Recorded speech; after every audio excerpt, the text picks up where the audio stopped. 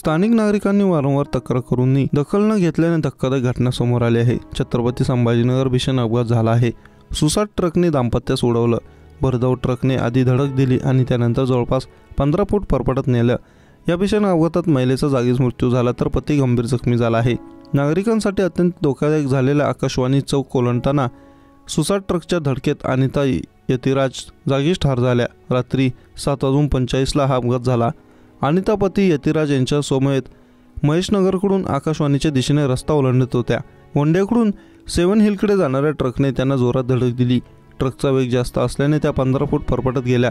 या दुर्घटनेत अनिता जागीच मृत्यू झाल्या। पती यतिराज गंभीर जखमी झाले आहेत। मूळ धुळ्याचे असलेले हे कुटुंब नोकरीनिमित्त मुंबईच्या डोंबिवलीत स्थायिक झाले होते। महेशनगर येथील एका नातेवाईकाच्या उत्तर कार्यासाठी बाहेर दाम्पत्य आले होते। या दरम्यान त्यांचा रस्त्यावरून चालत असताना मृत्यू झाल्याची धक्कादायक माहिती समोर आली। अपघाताची माहिती मिळताच पोलीस घटनास्थळी दाखल झाले। स्थानिकांच्या मदतीने जखमींना जवळच्या रुग्णालयात उपचारासाठी दाखल करण्यात आला आहे।